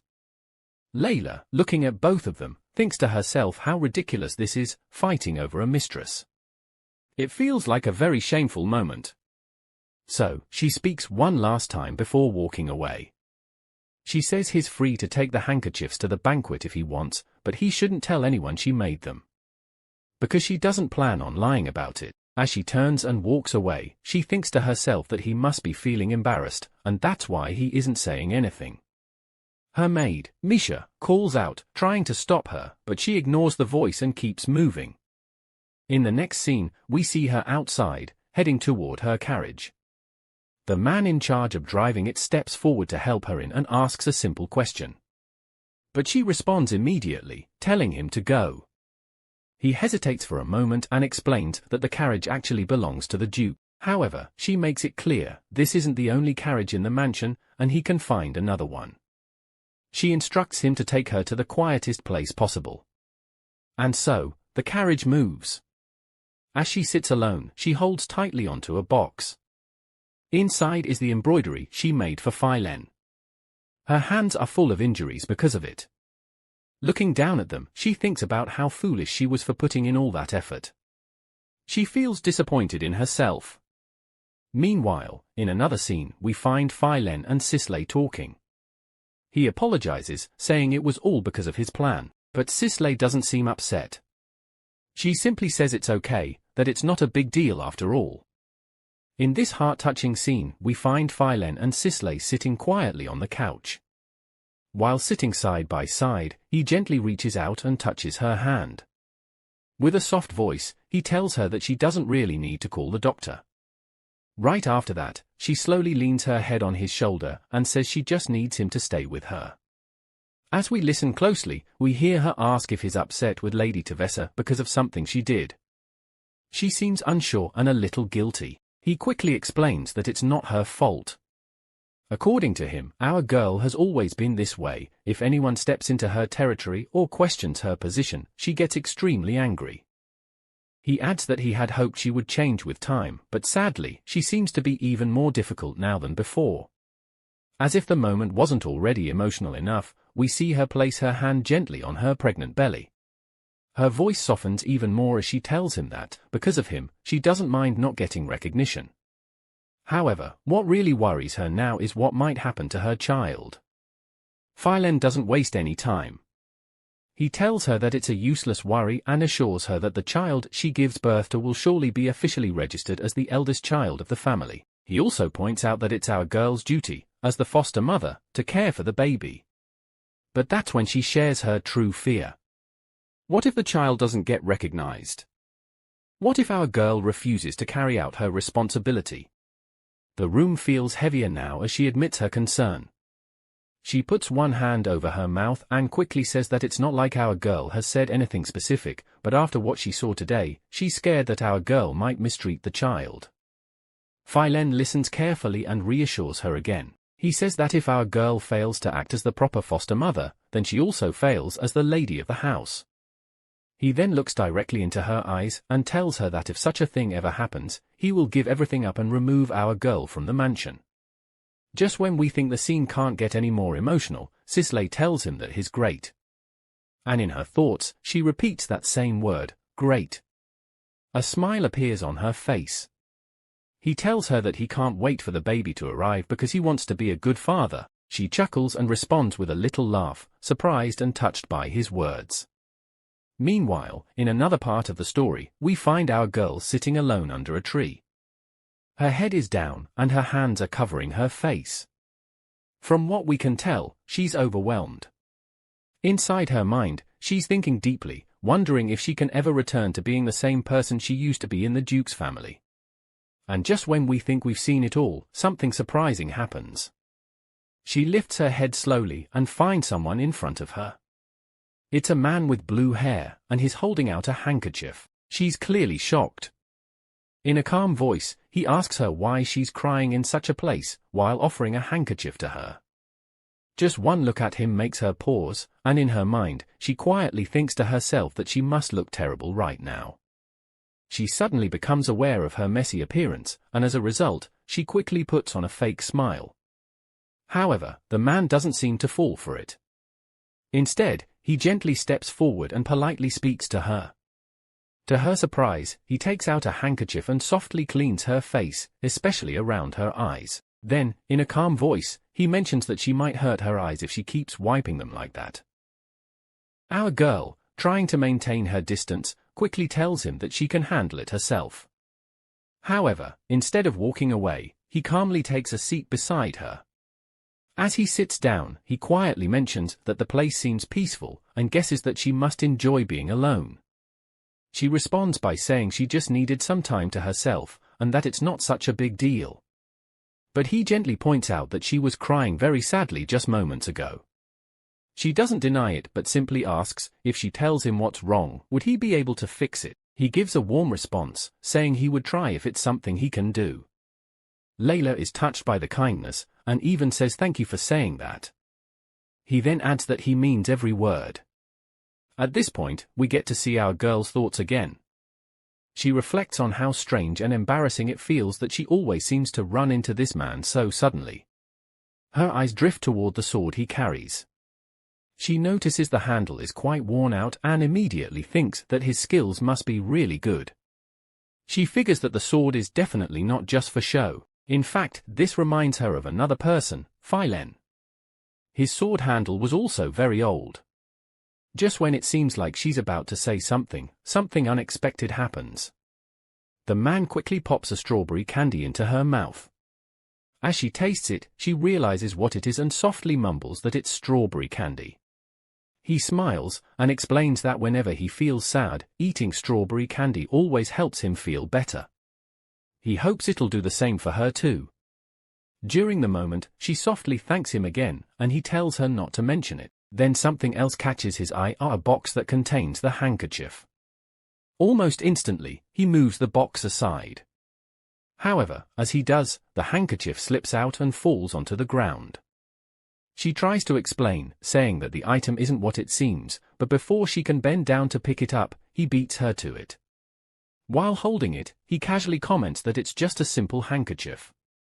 She immediately asks him to return it, but instead of handing it over right away, he studies the crest on it. Then, with his hand placed under his chin, he calmly points out that it seems to be something connected to her fiancé. She quickly denies it, saying that it's just something she wants to throw away, and again asks for it back. As if that wasn't enough, she turns her face away and quietly adds that it's a handkerchief she no longer needs. Then, in a subtle motion, she places her hand on her chest. That's when he suddenly notices something else. There are bruises and signs of injury on her hand. Without saying too much, he gently suggests an idea. He tells her that if she truly wants to get rid of the handkerchief, then she should throw it to him instead. He shows it to her, and the moment she sees it, she tells him to stop talking nonsense. According to her, it's a tacky handkerchief and not something he should be carrying around. But to everyone's surprise, he calmly tells her that the lady who made it worked so hard on it, so it couldn't possibly be tacky. She doesn't hold back and tells him the embroidery looks weird. However, he gently replies that it isn't weird, he actually thinks it's pretty. She stares at him for a second and wonders out loud if it can really be called pretty. He looks confident as he tells her that his eyes are not wrong. Just when we think the conversation ends there, he suddenly grabs her hand and kisses it. He says she shouldn't see him as one of those people who get fooled by flashy things and throw them away without knowing the true value. She immediately responds, saying that she doesn't think of him that way at all. Then, as he puts the handkerchief into his jacket, she quietly watches. In her mind, she tells herself to forget it because it isn't that important. It's just something she had planned to throw away anyway. And besides, that handkerchief is probably better off with someone who actually needs it. As if that wasn't enough, he suddenly brings up something totally unexpected. He tells her there's something he wants to ask her about taxis. Apparently, he has a problem and hopes she can help him. She's confused and points out that it might be faster to ask the officer in charge. But he replies that he already did, and it didn't work out, which is exactly the problem. We can see her wondering to herself, why is he asking her, a lady, about something even the officer couldn't solve? Still, she tells him that she's not sure if she can help. In her mind, she admits he's really strange. However, he reassures her that he's only asking for her opinion and that she shouldn't feel pressured. So, she agrees and asks him what the problem is. They begin talking. The conversation continues for a while, and after some time, he says it was really helpful and thanks her, calling her Lady Teresa. She replies that it wasn't a big deal and that it was actually a pleasant conversation for her. Smiling softly, she thinks to herself that she hasn't had such an enjoyable chat in a very long time. And you wouldn't believe what happens next. He smiles again and says they had a good conversation together. She agrees and is happy to know that he felt the same way. But just when we think it's over, something hits her. She still doesn't know his name. So, she politely asks if she can know his name. And then, with a smile, he replies by asking if she's curious. He looks at her with a playful smile and says she should try guessing his name. Right away, we see her pause, shocked by his words. But then he reminds her that he was able to guess her name earlier, so it only makes sense for her to guess his. She stares at him, clearly confused, and responds by asking why things should work that way. As if that wasn't enough, she starts to feel something bubbling inside, annoyance. We hear her thoughts as she tells herself that he's starting to make her aggressive, but she decides to give it a try anyway. She begins guessing, throwing out names one after the other. First, she tries Lord Valens, then quickly moves on to others like Lord Eliza and Lord Lugan. However, none of them are right. We can tell she's beginning to get frustrated. In her mind, she thinks that maybe all the names of noble boys around her age must already belong to other members of the Count family. Still, she feels confident that this time she will figure it out. Wanting help, she looks at him and asks for a hint. He repeats the word hint and then points at his head. At first, it made no sense. She stares at him and thinks to herself, head? Then her eyes focus on his blue hair under the light. But again, it doesn't seem like a clue at all. She's completely lost. Just when she's about to give up, he laughs and comments that she's quite ignorant in this area. She's clearly not amused. She throws back a quick response, asking if he's kidding. He tells her he's not and gives her a new challenge. If she can't figure out his name now, she has to find it out by the time of the banquet. She raises a brow and confirms if he's really going to attend the banquet. Then, we get a peek into her thoughts again. She tells herself that it makes sense for a nobleman who is in line to be a count to attend the emperor's party. After all, only nobles ranked baron and above get an invitation. But then, something changes. Her mood drops the moment she remembers Phillen and Sisley. Her thoughts become sad, and we learn why. She knows that if she attends the banquet, many nobles will notice her and Phillen. She imagines them whispering and gossiping about their situation. Sisley might not even wear the handkerchief with pride, but she herself would never dare to carry an embroidered handkerchief either. In fact, she's not even planning to offer anyone a handkerchief at all. And just like that, she points out that being an aristocrat without a handkerchief at her first social debut would be enough to stir up talk among the gossip-loving nobles. While she's lost in these thoughts, we notice her biting her lips nervously. The blue-haired guy suddenly reaches out and lightly adjusts her lips with his fingers. He says she has all the bad habits. Instantly, she moves back and covers her mouth with her hand.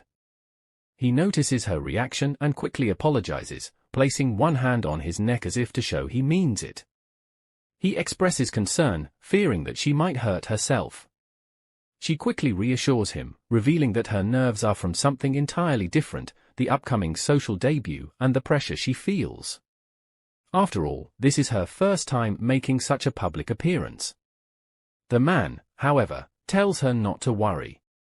He explains that many aristocrats will be attending their first social debut at the party due to the long war. This comforts our girl, but she still feels the weight of the event. Our girl, impressed by his kindness, compliments him, thinking that he must be very popular among the other young ladies. He laughs and humbly admits that although many ladies may show interest, he's only trying to win her attention. If she's not interested, he says, she wouldn't even notice him. She is taken aback by his honesty and looks at him with surprise. She can't help but smile, feeling strangely connected to him. In her mind, she reflects on how unusual it is for someone to see her as more than just a lady. It's as if he sees our girl, the person, not just the figure she's expected to be. She tells him he talks very well and holds his arm as they continue their walk. With a teasing smile, she asks him if he's really planning to keep the handkerchief with him. The man replies that he doesn't mind keeping it, even though it has Duke William's crest engraved on it, something she feels he shouldn't use.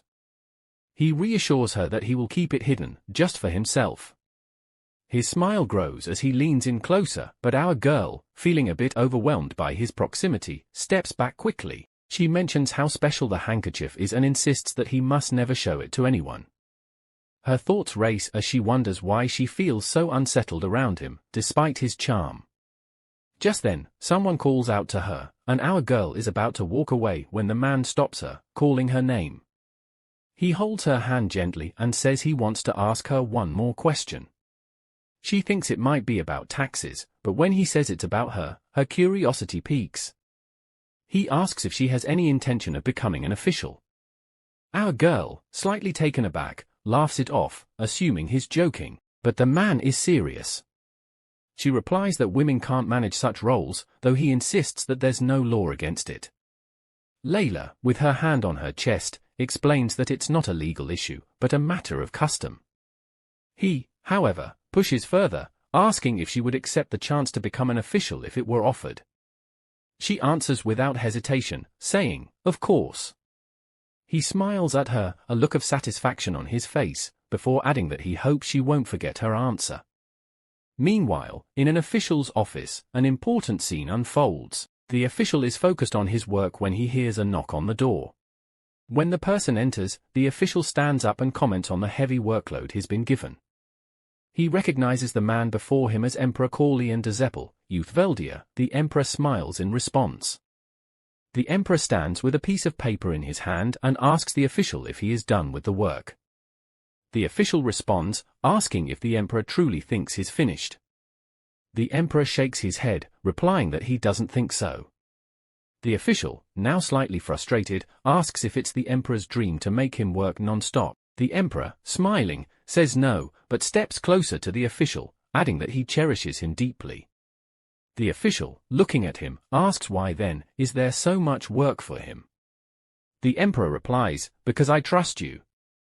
The official, feeling overwhelmed, places his hand on the table and pleads with the emperor, asking to be fired. The emperor laughs and rejects the request immediately. The official then suggests that the emperor hire more assistants since there is so much work. The emperor, folding his arms and turning his face away, replies that there's no one he trusts more than the official. The official, after a moment of silence, begins to think if he should betray the emperor and end up in prison. The emperor, smiling, says he plans to hire a new assistant.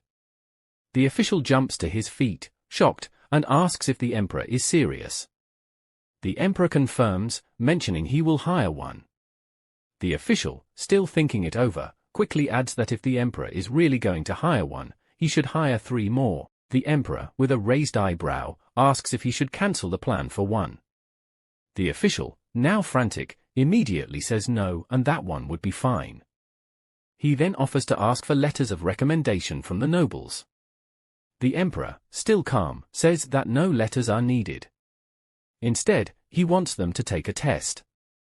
The official, surprised, questions where the test should be held. The emperor tells him it will be in 1 month. The official, though it sounds tight, agrees.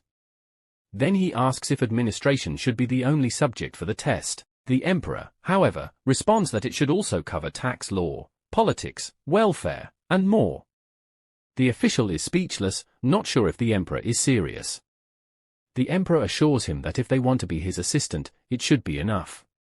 The official, rubbing his head, doubts the chances of finding a suitable assistant.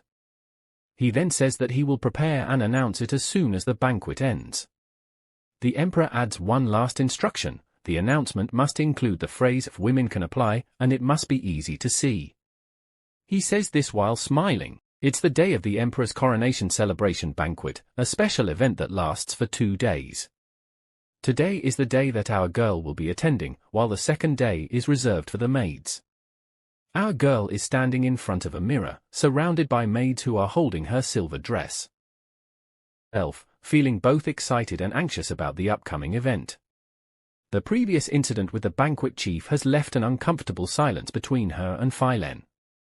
They used to talk easily, but now, it feels like they've drifted apart, and there's no sign of things getting better.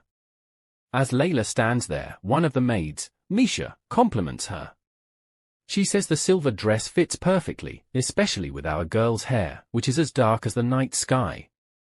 Our girl smiles and responds, somewhat surprised by the compliment. Misha reassures her that no one could wear the dress as beautifully as she does, and the other maids immediately chime in, agreeing with Misha. Yes, you look so beautiful, my lady, they say, making our girl smile even more. Even though the compliments are nice, our girl knows it's the dress she truly loves.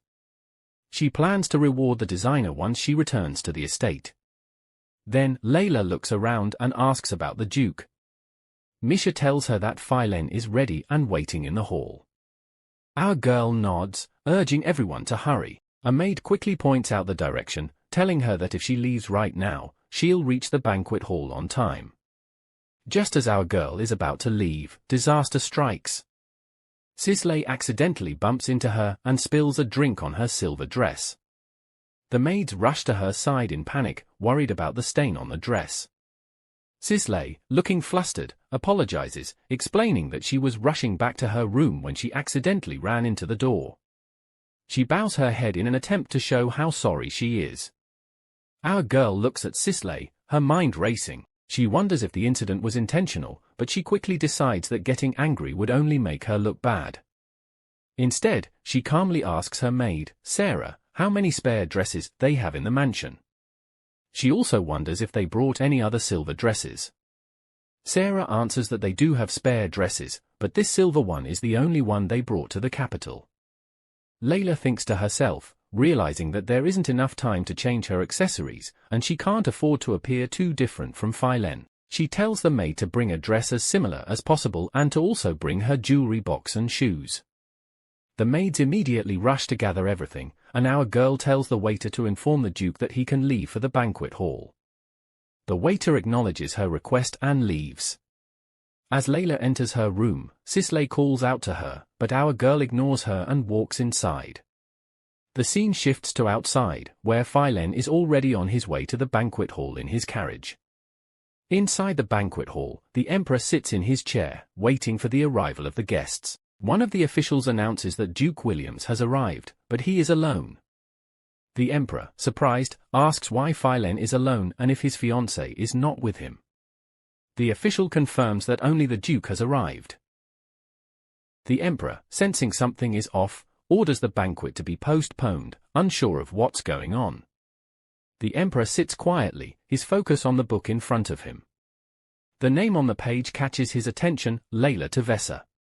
He doesn't recognize her personally, but her name is well known in social circles. However, it's not for good reasons. Rumor has it that she is the daughter of a powerless provincial noble who somehow managed to form a connection with the Duke family. No one really knows exactly what she does, but the Duke and Duchess treat her like their own daughter. Some even say she might have been bought by Duke William, while others claim she's his mistress. However, when the previous Duke and Duchess died, the young Phillen Williams became the new Duke. Everyone expected him to fall, to be overtaken by those eager to take his position. But somehow, Phillen stood strong, almost as if he were protected by something invisible. The Emperor finds this curious. Phillen Williams isn't a particularly clever man, in fact, he's quite foolish. Yet after becoming Duke, he remained unmoved, much to the surprise of many. People wondered how he managed to stay firm. Could it be a great assistant behind the scenes? The Emperor decides to look into it. But what he discovers surprises him. It's not Phillen, nor is it a great assistant that's holding things together. It's a young woman. Layla Tavessa. The realization hits him like a thunderclap. This is the same Layla, the one he spoke to earlier by the tree. He can't believe it. She, who is always with someone as clueless as Phillen, is the one keeping him stable. As he stands and places his hand on his chin, lost in thought, an official enters. He announces that it's time to head to the banquet hall. The Emperor pauses for a moment before asking if Duke William is alone. The official responds, saying that if the Emperor is asking about our girl, his fiancé, she hasn't arrived yet. The Emperor frowns. It's strange that she hasn't shown up, especially on such an important day. What could have happened? He thinks for a moment, then instructs the official to wait. Let's wait a little longer. The one I'm waiting for hasn't come yet, the Emperor says with a smile. As our girl rides in the carriage, she looks out at the building and sighs. She's been rushing, but it's later than she expected. She quickly thinks to herself that she changed her clothes in a hurry, but still ended up late. She worries about being later than the Emperor, as it would be a huge disrespect. However, she knows there's nothing she can do about it now and must deal with the consequences alone to avoid harming Duke William's reputation. Once the carriage stops and she gets out, our girl rushes up the stairs. In her mind, she's thinking that the banquet must have already started. She doesn't want to be late, especially not after the Emperor, but there's nothing she can do now. As she enters, she realizes that something feels off. If the banquet had really started, the hall would be closed, but it's still open. She wonders if the banquet hasn't started yet, and she feels relieved. When she steps inside, she notices that there are still others present in the hall. She smiles and says out loud that she's relieved. Duke Phillen, who's standing nearby, asks her what she's so relieved about. She quickly turns to face him, and he tells her that she doesn't know how much trouble he's been through because she was late to the divester. Our girl just looks at him, thinking in her mind that it was actually Cicely's fault for spilling the glass on her dress, but she doesn't want to explain too much. Instead, she simply apologizes to him. As she continues to look at him, she notices the handkerchief which is in his pocket and she assumes it's the one Cicely had given him. She wonders if Cicely had embroidered it, but she quickly realizes that the handkerchief looks too old for that. Phillen, noticing her gaze, explains that it was made by his mother a long time ago. He says that if he came without it, people would gossip about both him and her. She thinks about how it was made by the Duchess, and she feels a little nostalgic, missing her. He then notices her expression and asks if she's dissatisfied with him doing this. Our girl quickly responds that she's not, and says it just reminds her of the Duchess. The two of them fall silent for a moment before they begin walking together, hand in hand. Our girl, still curious, asks why the banquet hasn't started yet. He replies that His Majesty is going to be late for some reason. She feels relieved once again, thinking to herself that she's glad the banquet hasn't started yet. Thanks to the Emperor's delay, she's not as late as she feared. Moments later, the sound of trumpets fills the air, signaling that the banquet is about to begin. An announcer introduces His Majesty, the Emperor, and thanks the guests for their patience. As the Emperor enters, our girl's eyes widen in surprise when she spots a man with blue hair standing beside him. This man is the same one she spoke with at the tree the other day, and her mind races as she thinks, this man. Our girl stands there, her eyes fixed on the man in front of her. As she watches, she suddenly realizes, this man is the Emperor.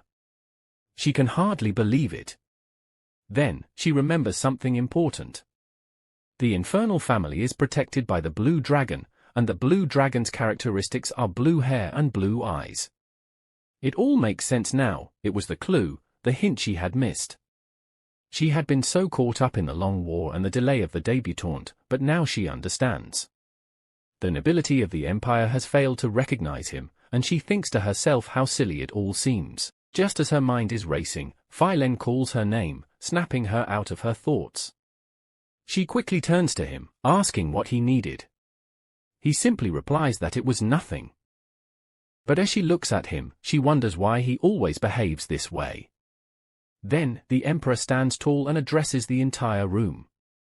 He raises his glass of wine and declares that it is a great pleasure to be with them all on such a meaningful day.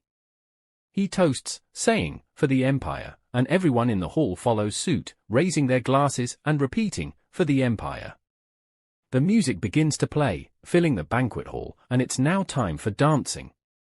Phillen turns to Layla and asks if she wants to join in.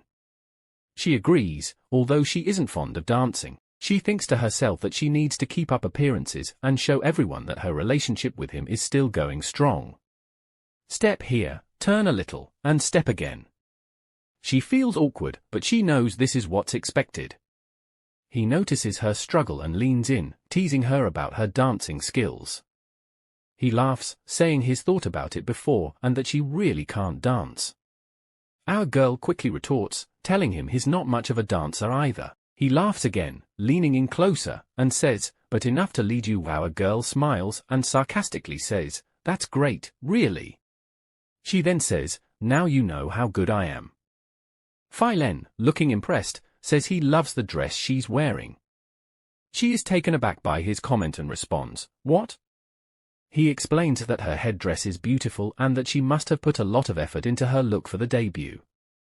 Our girl, however, laughs quietly, thinking that he has completely forgotten the silver dress she had chosen, one that matched his silver suit. It's clear to her that he didn't even care enough to remember in the first place. He asks if something's wrong, sensing that our girl is upset. She simply replies, "Nothing." Just as the moment passes, Duke Terry walks over to Phillen, greeting him. Our girl quietly steps away from them, her thoughts racing. As she walks, she feels a sense of relief that Phillen is caught up in conversation, leaving her free to collect her thoughts.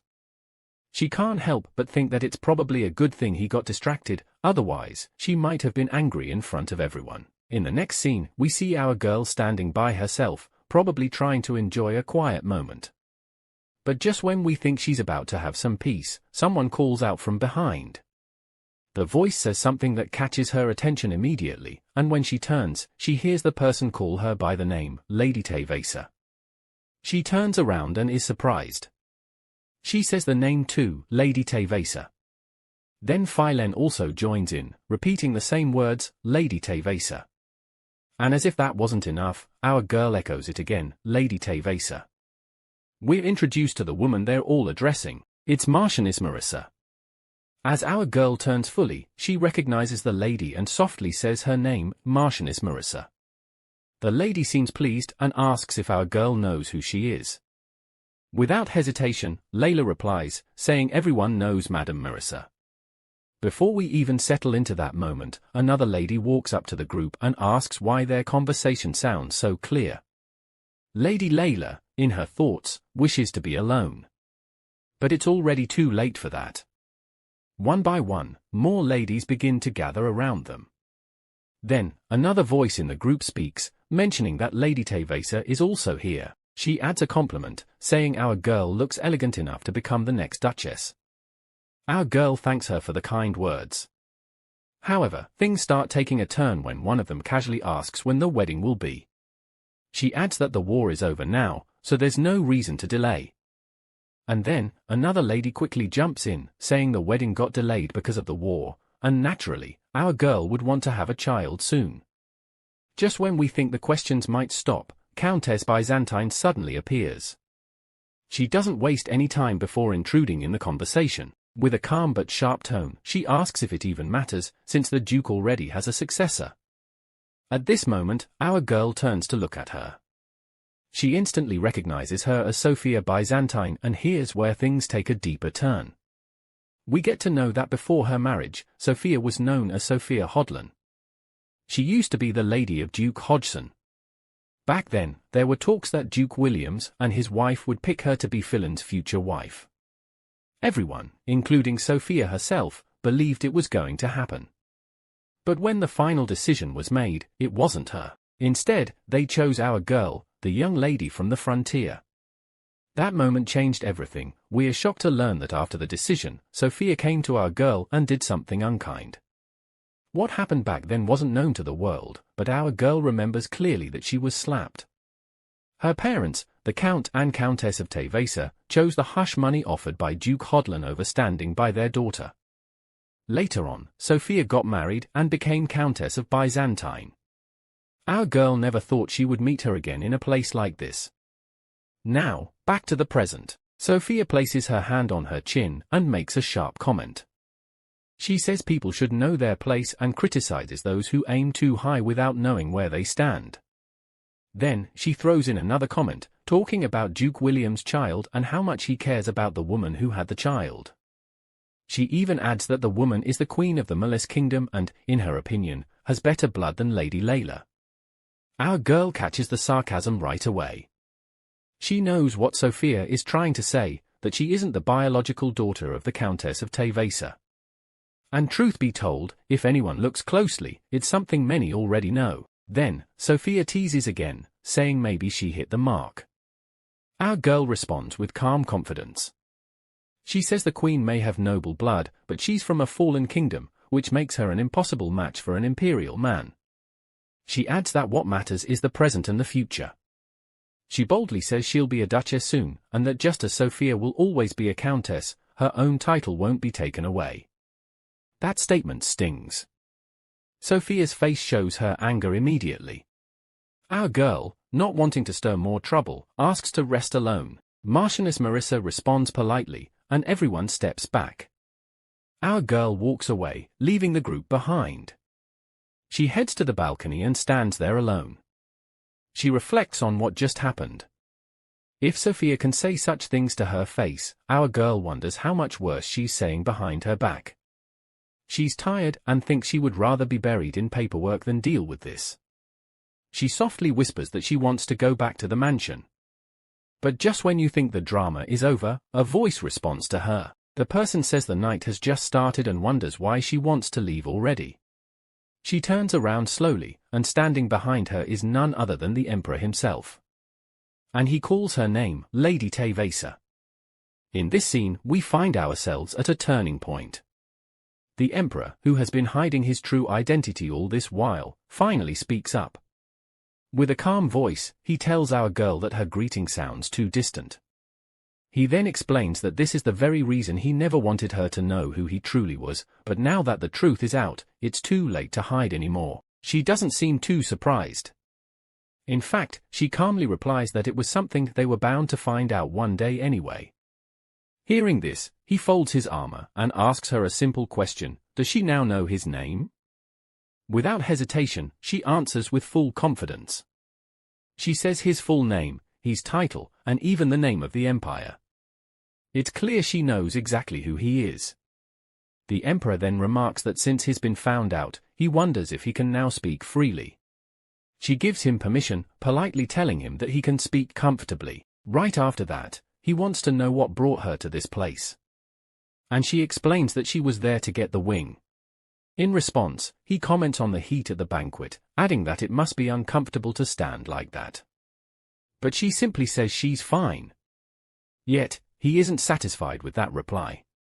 He says her tone sounds stiff. Then something surprising happens. He holds her hand and gently tells her not to act that way. He even pulls her toward his seat and tells her not to stand anymore, but to sit down. At first, she resists. She says she can't sit. But he cuts her off, saying it's okay. He understands that her outfit might be uncomfortable. She thanks him for his kindness, and he replies that she shouldn't refuse the offer. It's clear he doesn't want her to push back. The conversation continues, and he asks if she's enjoying the party. She responds that she is, thanks to him. But he doesn't believe her. He says she looked bored not long ago. With a little smile, he even admits that he's tired of it all too. According to him, going through boring parties is not fun at all. He'd much rather be looking through documents. Then he ends the thought by asking if she agrees. As she looks at him, a thought runs through her mind. It surprises her that he feels the same way she does. And although she now knows he is the Emperor, she still feels like she can talk to him comfortably. It's like she's seeing a different side of him, one she didn't expect. He then notices her gaze and asks why she's looking at him like that. She quickly apologizes, but he stops her again. He says he doesn't want her to apologize. What he wants instead is the reason behind her stare. He even wonders if there's something on his face. She replies with a no, but that only leads him to touch his chin and look down, wondering if maybe he looks especially bad today. At this point, she can't believe what she's hearing. In her mind, she's thinking that what he's saying sounds so silly, but he's saying it with such seriousness that it's almost funny. She can't hold back a laugh. But then she instantly regrets it. She realizes she shouldn't have laughed like that and tells him she was being rude. He speaks up, trying to explain himself, saying he didn't mean what he said in a bad way. He quickly adds that he likes seeing her smile and doesn't want her to misunderstand. However, she isn't buying it. She says he's been making fun of her since before. But he disagrees.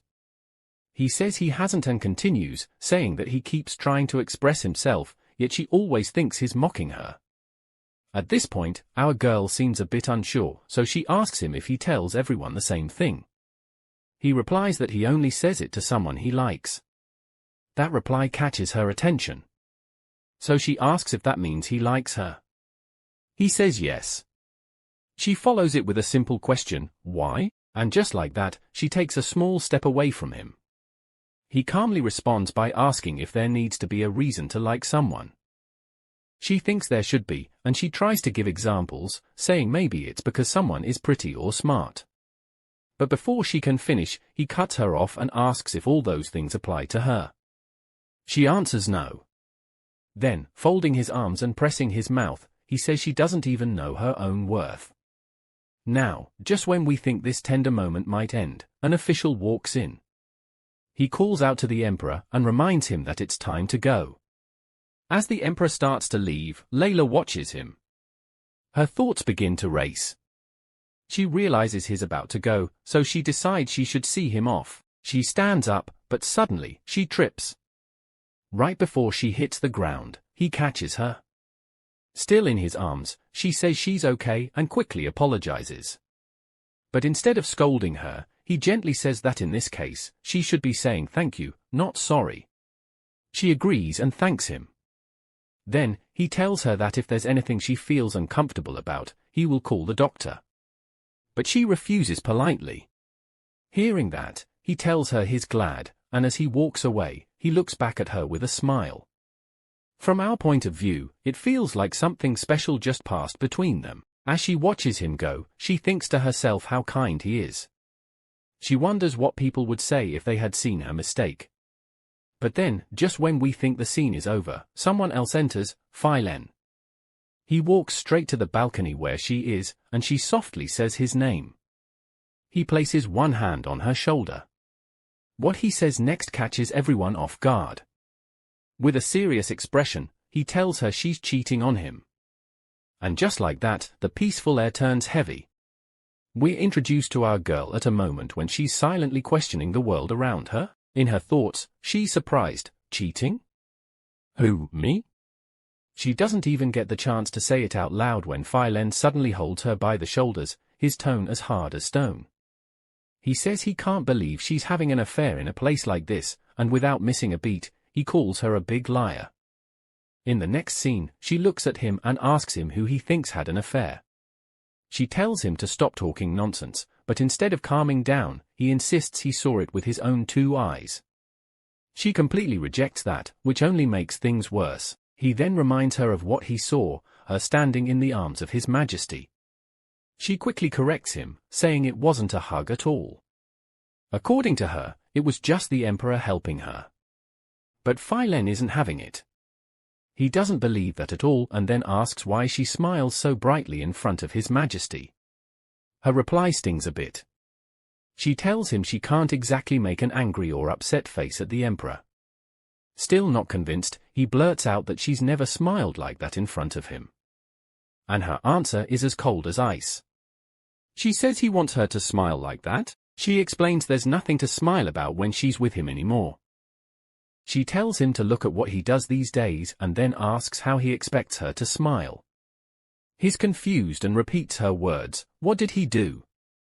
And she scoffs. She doesn't say it out loud, but in her mind, she can't believe he truly doesn't know. And just when we think it's about to end there, he brings up the name Sisley. Now, here comes the twist. He starts talking again, explaining that Sisley is being taken care of because she's carrying his child.